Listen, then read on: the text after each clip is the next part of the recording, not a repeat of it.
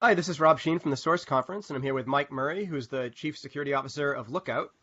And he's going to be speaking at Source Austin on December 5th and 6th. And he's doing a keynote called A Blip in Time, The Birth, Life, and Death of the Security Perimeter, which is, I can't wait to see this talk, dude. We've been talking about the death of the security perimeter almost as long as I've been in the security field. And I've been in the security field for a long time. So, I'm curious to hear. So you're going to kind of go through the history of the network perimeter and how it's kind of evolved and basically declined. Yeah, so I'm pretty excited about this one too. This is a new talk for me, and you're right. We've been talking about this for a long time, but I think I I've come to believe something that my grandmother used to tell me when I was a kid about those who don't learn from history are doomed to repeat it. And I've spent a lot of time lately thinking about um, I spent a lot of time thinking about what the world is like now that the perimeter is not necessarily as interesting. But that led me to think a lot about how do we get a perimeter in the first place? What was it in the pre-perimeter times that caused us to go with this sort of moat and drawbridge approach to security as a general principle? And then as we've moved towards a world of mobility and of cloud, how that moat and castle approach really has died. um, and I hate to be one of those people, right? I remember when Richard Steenan got up and said IDS is dead in about 2002, and people spent the next 5 years telling him how IDS wasn't dead, even though he turned out to be right. I mean, look at where we are now with end-to-end SSL and cert pinning everywhere and all of that. It makes IDS nearly impossible.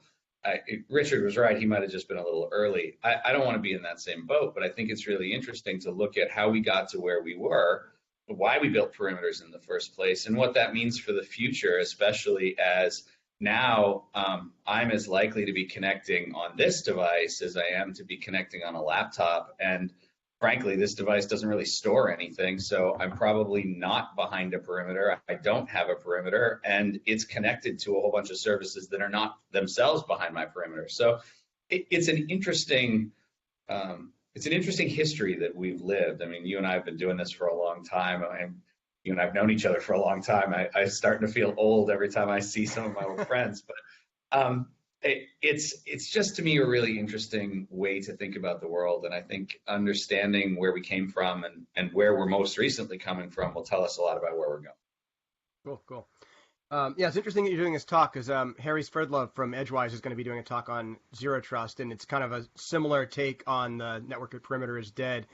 And I mentioned to him how back in the at stake days, Dan Gear got up in a meeting and basically in around 2000 or so was like the network perimeter is dead. It's basically we're all going to be doing end-to-end encryption and everything else. And it was so far ahead of its time when he mentioned it then, but I feel like we're kind of there now.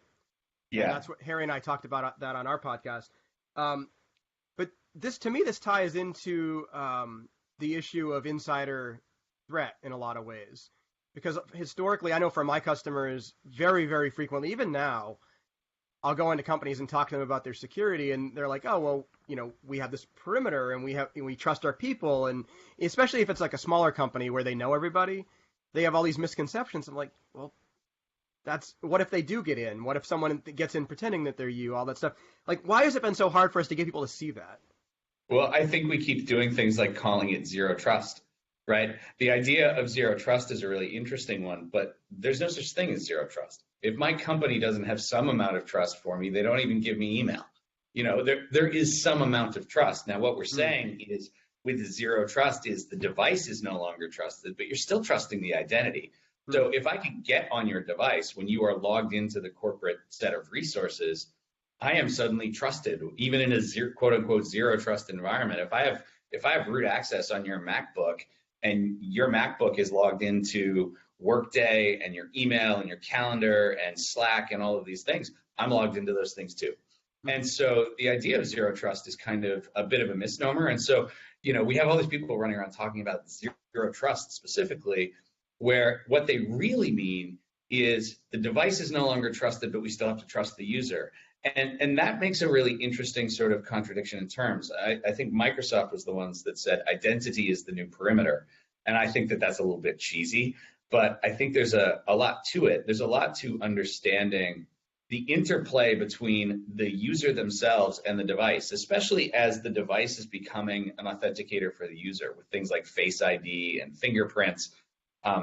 The identity is becoming established by that device, but that actually, it's funny. This is where I came to a lot of this. Feels like a lot of Back to the Future to me. Tim Chianini, who was the CTO at Encircle when I was there, now is a distinguished engineer at Cisco and spends a lot of time on problems like this. I think it was probably 2007 or 2006-ish, where he wrote a talk and did a talk called Fire Suits, Not Firewalls, with the idea that the device and the person in it would become the central locus of network and security control, right? That the device itself has to both establish identity for the user that's using the device, as well as have enough self-protection to be able to offer an assurance that if I log in with Face ID on my iPhone, that doesn't mean that I've just given the person that's running Pegasus software on my iPhone because they phished me and popped my iPhone, that they're now not authenticated to all of my services, right? That they can't steal my two-factor token. Actually, fun one. I spoke at Congress a few weeks ago, and we did a demo of hacking phones. And one of the demo we did was actually, it's really eye-opening to think about the importance of the device in the new world. What we did was we rooted the iPhone and stole the Google Authenticator two-factor token and cloned it to a second phone. We spend a lot of time doing a really great job telling everybody that two-factor auth is their best way, but now they've moved to a place where, okay, two-factor auth, so if your laptop is popped, we still need you to log in with this, but then if I can pop this device, now I have your two-factor token and I can steal that and I can go be you anywhere. And it's really interesting to see the interplay between identity and device health. And I think that that's actually a lot of the things that I'm going to talk about is around, the evolution of the perimeter was because we couldn't trust the devices themselves to be secure. And if we're moving away from a world of device of hard crunchy outside, soft chewy inside, we have to find a way that the devices start to become self-defending, or at least can alert in the scenario where they're not, right? Where their ability to establish identity in a secure way is somewhat compromised or presents risk. Right. So it's so what I'm hearing from you is it sounds like a lot of technology leaps that we need to make. So do you think this is fundamentally a technology issue or an education issue? Dude, is there anything? You and I have been doing this too long. That was a setup, because you know that I don't believe that anything's a technology answer, right? I think as long as we are building technology to support humans and systems that humans build, this is a systems and a human problem.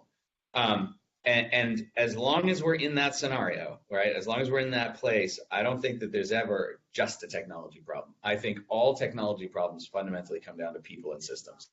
And I look, I'm a technologist, right? I love technology, but I love technology because of what it does for my people and my systems. So what are some things we can do to more broadly get that message out then? Because I can tell you from my own experience that 90+% of people have not gotten this message yet. And that's being generous. Yeah, you're being very generous. I think it's a lot higher than that. I think there's a fundamental incentive mismatch, to sound like an economist for a half second. I think one of the problems with this is that most of us, and I am a prime example of this, and I always talk about this when I'm talking about careers in security and careers, especially managers in the security realm and of the technology realm. Most of us, in fact, almost all of us, I think it's probably akin to your 90-ish%. Most of us didn't get into technology because we liked people, right? We got into technology because we were the nerdy kids who sat with a book most of the time, or would rather sit on a computer in the corner with our headphones on than go, to a bar and talk to a whole bunch of strangers.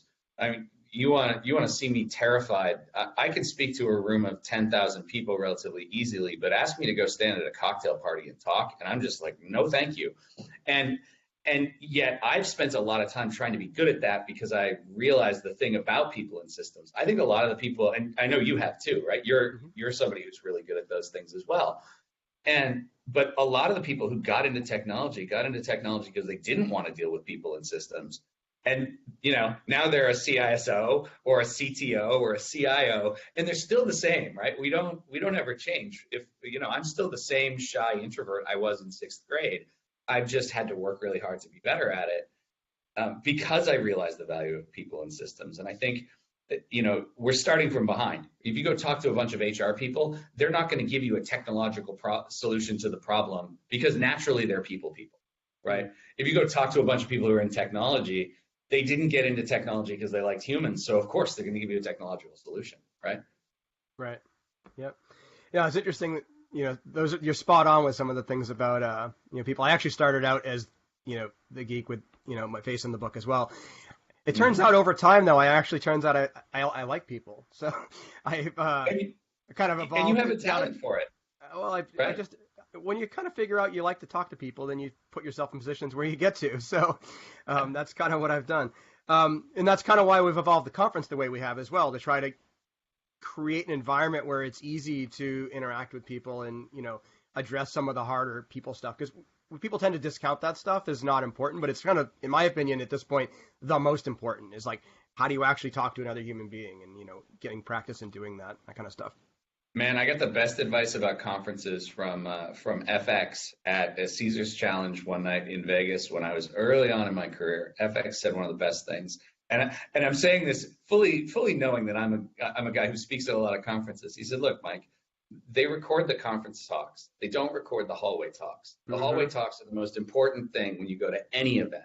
Yep. And I was like, that was eye-opening to me. And I think, you're right. The one of the best things about Source, and one of the things that has always been present, but I know you're continuing to make this happen, is the ability to connect with your peers and actually like communicate and get out from behind the book. Right. I'm the worst at this. Like I'm going to fly to Europe tonight. I'm going to put on the big headphones and I'm going to do my best not to take them off for like 14 hours. And talk to like 3 people in that time. But when I get to be in an environment with people that are really awesome and a group of my peers, that's a time when I love to actually engage and love to spend time with it. So I'm really looking forward to Austin for that reason as well. It's networking and it's opportunities to see and talk to people for me too. So it's really cool. Awesome. Well, really looking forward to seeing your talk. And again, if you want to see Mike Murray speak on Network Perimeter and the death of it, Austin is going to be December 5th and 6th, coming up really quick. So grab your tickets now, and we'll see you in Austin. Looking forward to it. Thanks, Rob. Right. Thanks, Mike.